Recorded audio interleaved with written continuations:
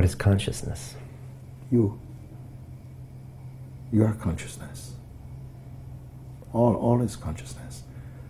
Consciousness is not a choice you have. We are choicelessly consciousness. I feel that the whole game of life is to awaken to that truth, to awaken from the sleep of personhood into first the state of conscious presence, to be aware of ourselves as presence, which is a more subtle form of consciousness. And then when even the state of presence is itself observed, then you're in the state of the unborn.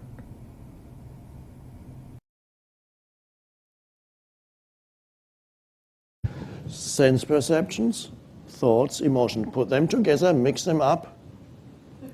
That's my life. Okay. So that applies to everybody. Now, the particular mixture differs from person to person. What exactly goes into the sense perceptions and the thoughts and the emotions varies slightly from person to person, but basically that's the mixture. Now, the question is, you can't escape that. Of course, that's normal life. Is there anything else? Sense perceptions, thoughts, emotions. Okay, let's see. There must be something else, because how do I know that there's sense perceptions, thoughts and emotions? Is the ability to recognize, to have a sense perception based on thinking? No, because to have a sense perception, you don't really need to think. You can just look and see. So what else is there? And this is a key thing. There is something else apart from sense perceptions, thoughts and emotions, which is, we could call it an awareness. There is a sense perception, there is an emotion, there is a thought. And that is, we could call that pure consciousness. Otherwise, how could you have a sense perception? So there is something there that enables sense perceptions to be there, that enables a thought to be there, that enables an emotion to be there. And that is the thing that in most humans is hidden. They don't know, in other words, they don't know it's there.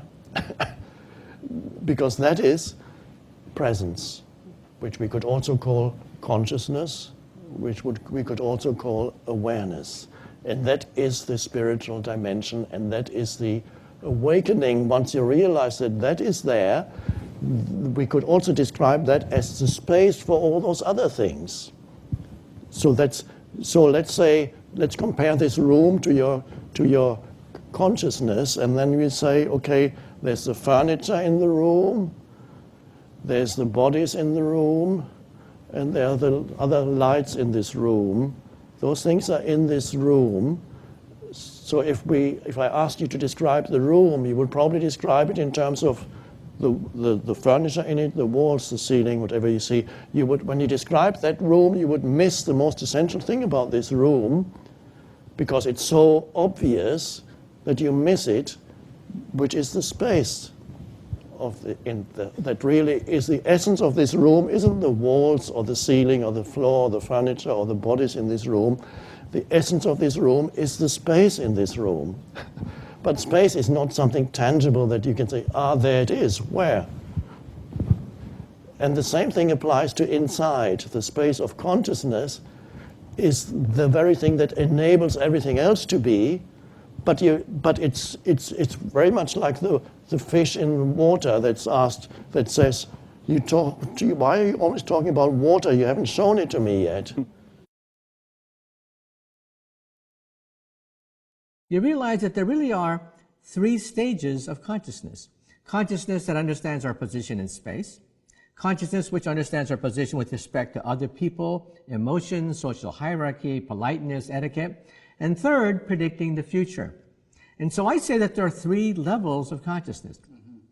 Now, I give a definition of consciousness, something which eludes some of the greatest philosophical works, I think. I read a number of treatises on consciousness, and they never define it. I give a definition in one sentence, and that is, consciousness is the process of creating multiple feedback loops to create a model of yourself in space, with regards to others, and in time, in order to satisfy certain goals. Alligators, for example, would be at stage 1. At level 1, they understand their position in space with regards to prey. The back of our brain, for example, is the most ancient part of our brain, the reptilian brain. No, way in the back of the brain, the medulla, the cerebellum, balance, for example, in a car accident. You would sustain injury here, your sense of balance is thrown out. Territoriality, hunger. Then the center part of the brain develops when you're an adolescent. That's the monkey brain, the brain of social hierarchies. That's when children have to learn politeness. That's when they have to learn social etiquette and the social hierarchy and control their emotions. And then the last part of the brain to develop is the front, the prefrontal cortex, and that is the thinking brain, and that differentiates us from the animals. Animals have level 1 consciousness, they understand their position in space. Monkeys have level 2, that is, they understand their relationship to other monkeys. But only humans have level 3 consciousness, which is understanding tomorrow, the future. We daydream, we scheme, we plan. Animals don't do that. It's all instinctual for animals. And then a scientist says, well, this scale is very nice, but what is your unit? Your unit of consciousness. My 1 unit of consciousness is a thermostat. 1 feedback loop that allows you to monitor the temperature in a room, because it senses its position with regards to temperature. A flower may have 10 or so, because it has to monitor temperature, humidity, water, sunlight, so on and so forth. And then by the time you hit a reptile, maybe 100 different kinds of feedback loops. By the time you go to a mouse, perhaps thousands of feedback loops. And then we, as humans, we're the only ones who see tomorrow. If you have a pet, like a dog or a cat, you can teach it many tricks except understanding tomorrow. First of all, the nature of the language that we are speaking, I'm talking about the English language. This language is very good for describing and defining external things, but is very limited when it comes to internal dimensions of many aspects of who we are. So, if we have to use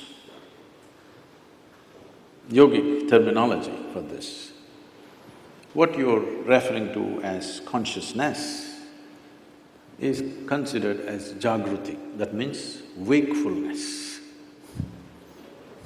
We do not consider wakefulness as consciousness.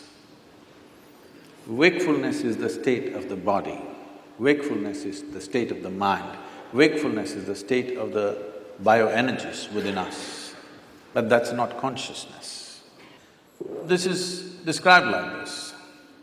For wakefulness, we have a word called jagrati. Jagrati means you're awake. If 10 people, let's say we take sample of 10 people, they all fell asleep, don't do it, okay? They all fell asleep and they came awake. When they come awake, all of them will not be equally awake. One person may be instantly awake, another person may take 2 minutes, as you have noticed with anesthesia also. Sure. Another person will take an hour to wake up, another person needs a strong coffee, otherwise she won't wake up. Am I right? Like this. Different levels of wakefulness is also there. Professors must have noticed. Yes. In fact, the first few minutes of the day can be like that. Different levels of wakefulness in a classroom. So, this is jagrati. So, we are calling wakefulness as consciousness? No. The next dimension of consciousness is called swapna. This means a dream state. A dream state is far more vivid than wakeful state for most human beings. It's like going to a cinema. If you go to a cinema, the key factor of the impact of the cinema on you is turning off the lights. This is something most people don't understand. If you don't turn off the lights, cinema will be no good, it doesn't matter how well it's made. Turn on the lights and watch the cinema, you will see a great cinema becomes nothing. So turning off the lights is important. So turning off the lights in our experience is the eyelids, you down the shutters, the world is off. Now you start your own world. So dream state is like a cinema, it's far more impactful.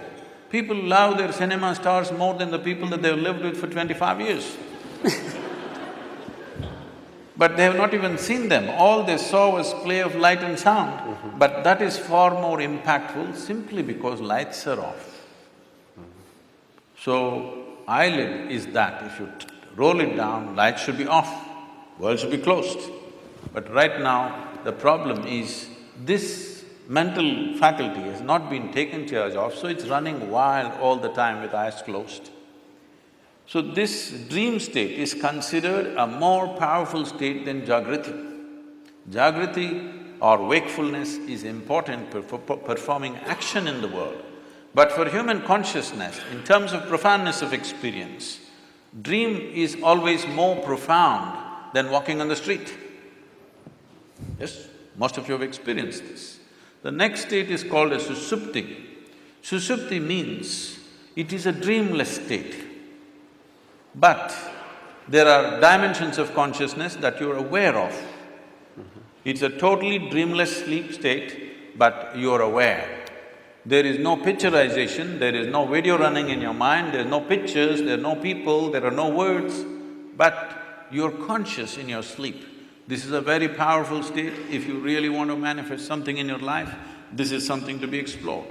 And the next one is called as Trebuie. This is consciousness, where there is no memory involved of any kind. Essentially in the yogic sciences, we are looking at consciousness as an intelligence beyond memory. If there is memory, memory is considered a boundary in the sense, this is one person, this is another person, simply because this embodies one kind of memory and that embodies another kind of memory. This has become one kind of person, this has become another kind of person. Essentially, it is in the memory. Memory does not mean just what I remember and you remember. Genetic memory is there, evolutionary memory is there, elemental memory is there, atomic memory is there, karmic memory is there. Inarticulate and articulate memories are there, but generally we are thinking memory means consciously what we can remember. But today, if we eat dog food, we'll not become dogs. Something within us remembers, no matter what you eat, this has to be only transformed into a human being. It doesn't matter what you eat. If you and a cow every day eat a mango, no merger will happen. Perfect memory is established, evolutionary memory is absolute. So, these different dimensions of memory are playing on a daily basis. People are thinking their thoughts are free. It's a joke because your memory is determining everything. So, largely in one single word we call this karma. Karma means the residual impact of all the memory that you have, how it is impacting every thought, every emotion, every action, the very way you sit and stand. See, if you see somebody walking far away, let's say half a mile away you see someone walking, if he's your friend, just the way they're moving their body, you say, oh, that's him. There are 7 billion plus people, but this particular man walks in a unique way, all right? Just two-leg walking, everybody walks, but still it is so unique. So this is what we are referring to as karma, that the residual impact of memory, varieties of memory. We recognize memory as 8 basic forms of memory, which are determining how you are right now. The very way you sit, stand, breathe, understand, perceive life is determined by this memory. But there is an intelligence beyond memory, which we call as Turya or Chitta. This is consciousness. Now, every one of us is conscious. The question is only of degree. Even a rock is conscious, a dog is conscious, a pig is conscious. The question is only of degree, how conscious. Even among us, how conscious is different from person to person. So, this degree of consciousness determines everything.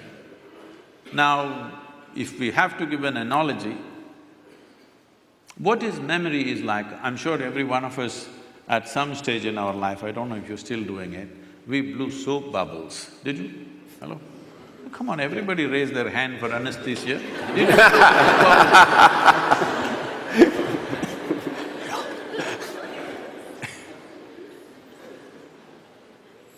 So, when you blow a soap bubble, the soap part of it, which is very little, just a tiny drop, the large part of it is air that it captures.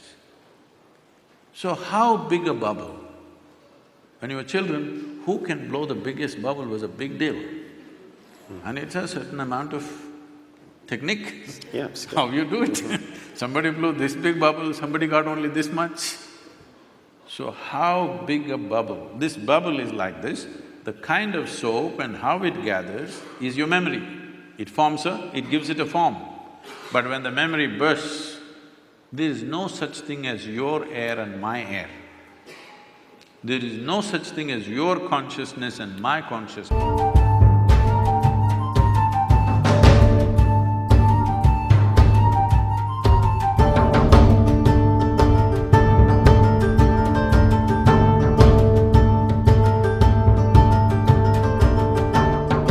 Bubble will determine the scale of your life.